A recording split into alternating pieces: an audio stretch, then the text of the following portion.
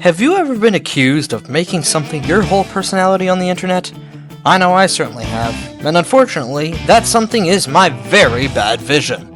The unfortunate reality of me being me is that due to my vision, there is a hard skill cap on just how good I can be at literally any game before my vision simply can't keep up anymore. You can imagine how good it feels to finally find a game where I can not only do well, but do so good that one of my friends who is a pro driver in most other games, including the game I displayed before, has trouble keeping up with me. Today we're going to talk about why I feel this game still holds up today and what makes it so good.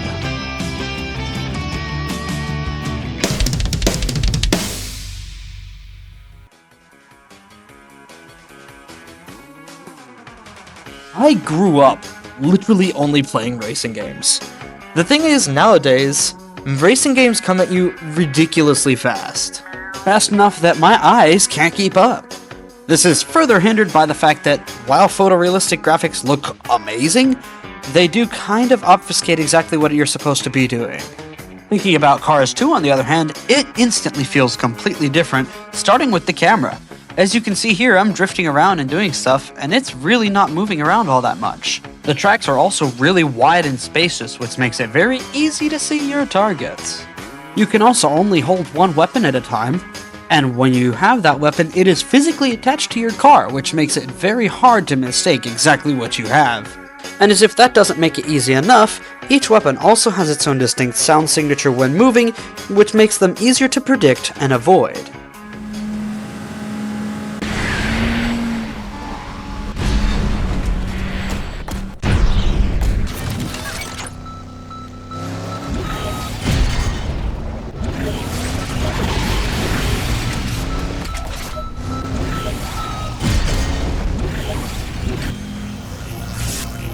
The physics model itself is also incredibly predictable.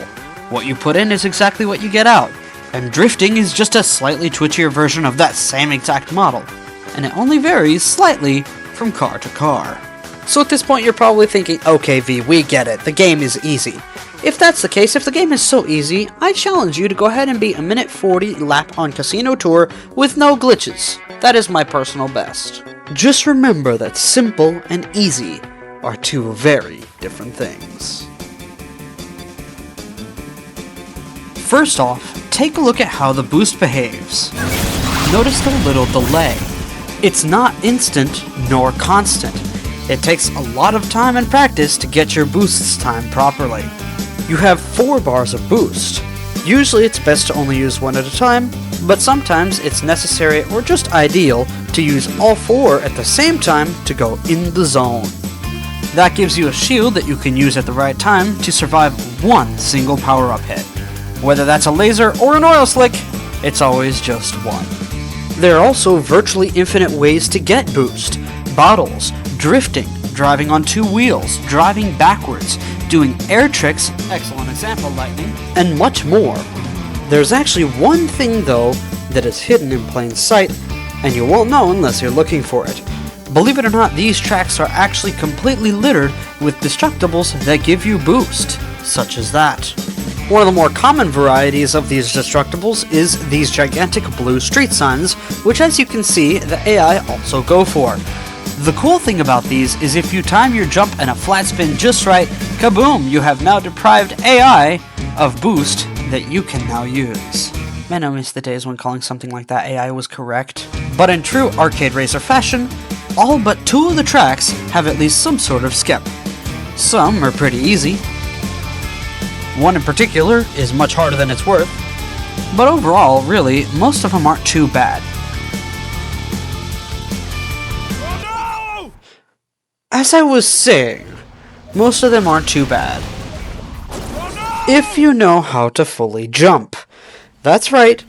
I actually never knew that a full jump or a half jump was a thing until I was making this video, could not get this shortcut for the life of me, I've never been able to get it, and had to have somebody from a Discord server explain to me why I couldn't get it. Now that I know, it really isn't too bad. Now about that friend.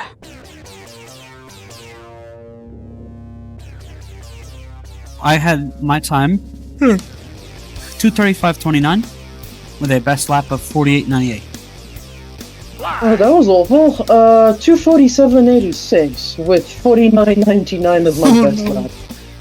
I think Yeah, that was awful. I really enjoyed the battle races. That's kind of my strength. 317.80. 317.80?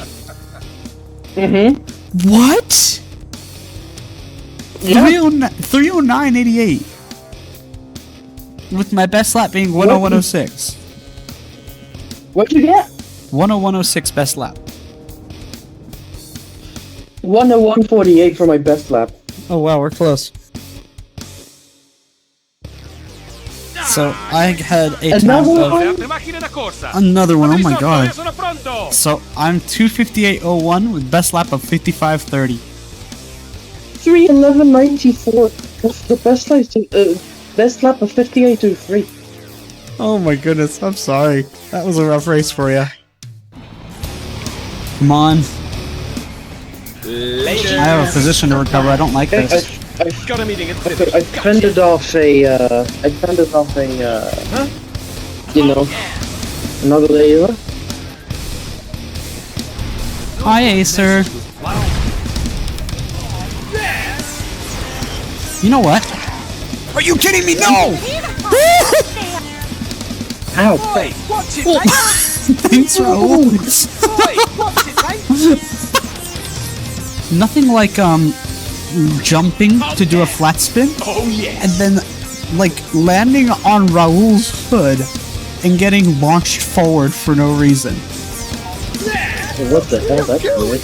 I'm talking, like, at least boost, possibly even in the zone levels of speed. Skill or luck?